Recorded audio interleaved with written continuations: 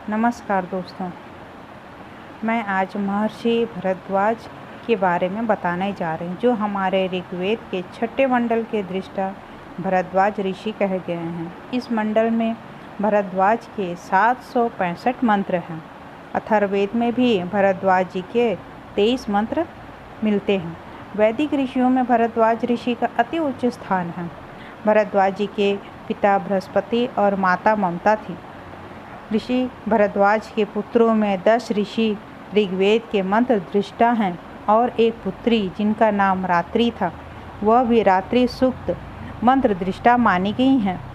भरद्वाज के मंत्र दृष्टा पुत्रों के नाम हैं ऋजिश्वा, गर्ग, नर, पायु, वसु, शास, शिराम्बिष्ट, सुनहोत्र, शर्वप्रथ और सुहोत्र। ऋग्वेद के सर्वानुक्रमणी अनुसार ऋषि का कशिपा भरद्वाज की पुत्री कही गई हैं। इस प्रकार ऋषि भरद्वाज के 12 संतानें मंत्र दृष्टा ऋषियों की कोटि में सम्मानित थे।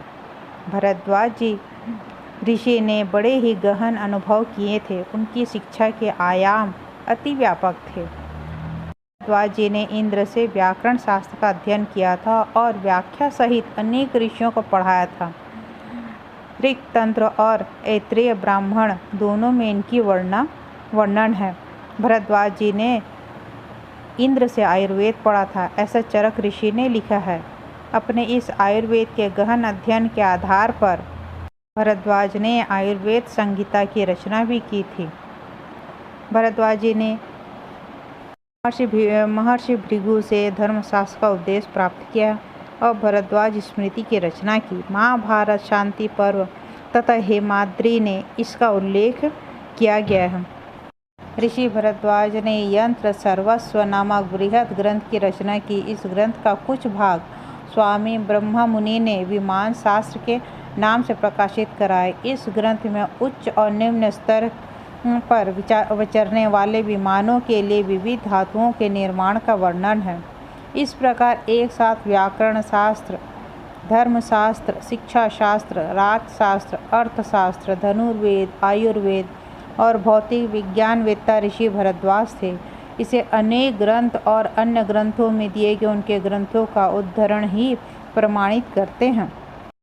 उनकी शिक्षा के विषय में एक बहुत ही मनोरंजन घटना का वर्णन किया गया। भरद्वाज ने संपूर्ण वेदों के अध्ययन का यत्न किया। दृढ़ इच्छा शक्ति और कठोर तपस्या से इंद्र को प्रसन्न किया। ऋषि भरद्वाज ने प्रसन्न हुए इंद्र से अध्ययन हेतु 100 वर्ष की आयु मांगी। भरद्वाज अध्ययन करते रहे। 100 वर्ष पूरे हो गए। अध्ययन की लगन से प्रसन्न होकर दोबारा इंद्र ने फिर वर मांगने को कहा, तो भरद्वाज ने पुनः 100 वर्ष अध्ययन के लिए मांगा और इंद्र ने 100 वर्ष प्रदान किए। इंद्र ने 100 वर्ष प्रदान किए। इस प्रकार अध्ययन और वरदान का क्रम चलता रहा। भरद्वाज ने 300 वर्षों का तक अध्ययन किया। इसके बाद पुनः इंद्र ने उपस्थित होकर कहा, हे भरद्वाज, यदि मैं तुम्हें 100 वर्ष और दे दूँ तो तुम उनमें से क्या करोगे? भरद्वाज ने सरलता से उत्तर दिया, मैं वेदों का अध्ययन करूँगा। इंद्र ने तत्काल बालू के 3 पहाड़ खड़े कर दिए और फिर उनमें से एक मुट्ठी रेत हाथों में लेकर कहा, भरद्वाज, समझो ये 3 वेद हैं और तुम्हारा 300 वर्षों का अध्ययन या मुट्ठी भर रेत है। वेद अनंत हैं। तुमने आयु के 300 वर्षों में जितना जाना है उससे ना जाना हुआ अत्यधिक है। अतः मेरी बात पर ध्यान दो। अग्नि है सब विद्याओं का स्वरूप, अतः अग्नि को ही जानो। उसे जान लेने पर सब विद्याओं का ज्ञान स्वतः हो जाएगा।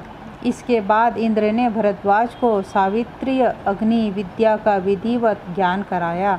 भरद्वाज ने उस अग्नि को जानकर उससे अमृत तत्व प्राप्त किया और स्वर्गलोक में जाकर आदित्य से सायुज्य प्राप्त किया। इंद्र द्वारा अग्नि तत्व का साक्षात्कार किया, ज्ञान से तादात्म्य किया और तन्मय होकर रचनाएं की। आयुर्वेद के प्रयोगों में वे परम निपुण थे, इसलिए उन्होंने ऋषियों में सबसे अधिक आयु प्राप्त की थी। वे ब्राह्मण ग्रंथों में दीर्घजीवितम पद से सबसे अधिक लंबी आयु वाले ऋषि गिने गए हैं।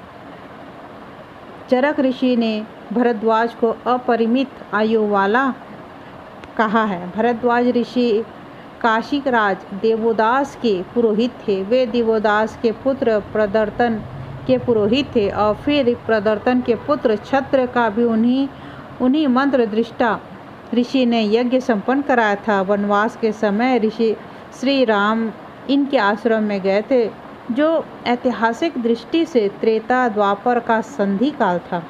उक्त प्रमाणों से भरद्वाज ऋषि को अनुचांतम और दीर्घजीवितम या अपरिमित आयु कहे जाने में कोई अत्युक्ति नहीं लगती। भरद्वाज ने सामगान को देवताओं से प्राप्त किया। ऋग्वेद के 10वें मंडल में कहा, यूँ तो समस्त ऋषियों में ही यज्ञ का परम ज्ञान जो बुद्धि की गुफा में गुप्त था उसे जाना, परंतु भरद्वाज ऋषि ने स्वर्गलोक के धाता सविता विष्णु और अग्नि देवता से ही बृहत साम का ज्ञान प्राप्त किया। यह बात भरद्वाज ऋषि की श्रेष्ठता और विशेषता दोनों को दर्शाती है। साम का अर्थ ऋचाओं के आधार पर आलाप, ऋचाओं के आधार पर किया गया गान शाम है। ऋषि भरद्वाज ने आत्मसात किया था।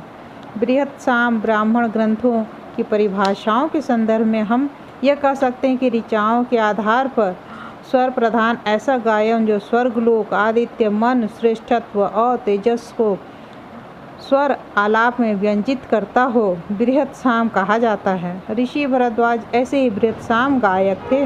वे 4 प्रमुख साम गायकों गौतम, वामदेव, भरद्वाज और कश्यप की श्रेणी में गिने जाते हैं। भरद्वाज ऋषि का विचार था कि हमारी सरस्वती, हमारी विद्या इतनी समर्थ हो कि वह सभी प्रकार के मानवों का पोषण करे और सब कपटी दुष्टों प्रजाओं का नाश करे। इस प्रकार ऋषि भरद्वाज के विचार लोगों के सामने प्रकाशित किए गए। अब महर्षि भृगु के बारे में बताने जा रही हूँ। आप जानते ही होंगे कि भगवान विष्णु के हृदय देश में स्थित महर्षि भृगु का पद चिन्ह उनके उपासकों में सदा के लिए श्रद्धास्पद हो गया। पौराणिक कथा है कि एक बार मुनियों की इच्छा यह जानने की हुई कि ब्रह्मा, विष्णु और तथा शिव इन तीनों देवों में सर्वश्रेष्ठ कौन है, परंतु ऐसे महान देवों की परीक्षा की सामर्थ्य कौन करे। उसी मुनिमंडल में महर्षि भृगु भी विद्यमान थे। सभी मुनियों की दृष्टि महर्षि भृगु पर जाकर टिक गई, क्योंकि वे महर्षि के बुद्धिबल, कौशल, असीम सामर्थ्य तथा आध्यात्म मंत्र ज्ञान से सुपरिचित थे। अब तो भृगु त्रिदेवों के परीक्षक बन गए। सर्वप्रथम भृगु अपने पिता ब्रह्मा के पास गया और उन्हें प्रणाम भी नहीं किया। मर्यादा का उल्लंघन देखकर ब्रह्मा रुष्ट हो गया। भृगु ने देखा कि इनमें क्रोध आदि का प्रवेश है, अतः वे वहाँ से लौट आए। महादेव के पास जाकर पहुँचे, किंतु वहाँ भी महर्षि भृगु को संतोष न हुआ। अब वे विष्णु के पास गए, देखा कि भगवान नारायण शेष सैया पर शयन कर रहे हैं और माता लक्ष्मी उनके चरणों की सेवा में निरत हैं।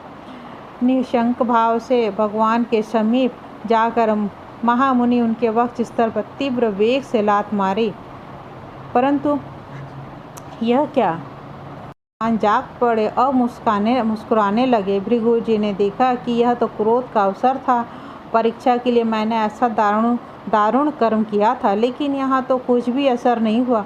भगवान नारायण ने प्रसन्नतापूर्वक मुनि को प्रणाम किए और उनके चरणों को धीरे धीरे अपना मधुर स्पर्श देते हुए कहने लगे, हे मुनीश्वर, कहीं आपके पैरों में चोट तो नहीं लगी? ब्राह्मण देवता, आपने मुझ पर बड़ी कृपा की है। आज आपका यह चरण चिन्ह मेरे वक्ष स्थल पर सदा के लिए अंकित हो जाएगा। भगवान विष्णु की ऐसी विशाल सहृदयता देखकर भृगु जी ने यह निश्चय किया कि देवों के देव देवेंद्र नारायण ही हैं। ये महर्षि भृगु ब्रह्मा जी के 9 मानस पुत्रों में अन्यतम हैं। एक प्रजापति भी है और सप्तर्षियों के में इनकी गणना है। सुप्रसिद्ध महर्षि च्यवन इन्हीं के पुत्र हैं। प्रजापति दक्ष की कन्या ख्याति देवी को महर्षि भृगु ने पत्नी के रूप में स्वीकार किया था, जिनसे इनकी पुत्र पौत्र परंपरा का विस्तार हुआ था। महर्षि भृगु के वंशज भार्गव कहलाते हैं। महर्षि भृगु तथा उनके वंशधर अनेक मंत्रों के दृष्टा हैं। ऋग्वेद में उल्लेख है कि कवि उष्णा, जिन्हें शुक्राचार्य कहा गया है, भार्गव कहलाते हैं। कवि उष्णा भी वैदिक मंत्र दृष्टा ऋषि हैं। ऋग्वेद के नवम मंडल के 47वें और 47वें से 49 तथा 75 से 79 तक के सूक्तों के ऋषि भृगुपुत्र उष्णा ही हैं। इसी प्रकार भार्गव, वेन, सोमाहुति, स्यूम, रश्मि, भार्गव, आरवी आदि भृगुवंशी ऋषि अनेक मंत्रों के दृष्टा ऋषि हैं। ऋग्वेद में पूर्वोक्त वर्णित महर्षि भृगु की कथा तो प्राप्त नहीं होती, किंतु इनका तथा इनके वंशधरों का मंत्र दृष्टा ऋषियों में के रूप में ख्यापन हुआ है। यह सब महर्षि भृगु की महिमा का ही विस्तार है।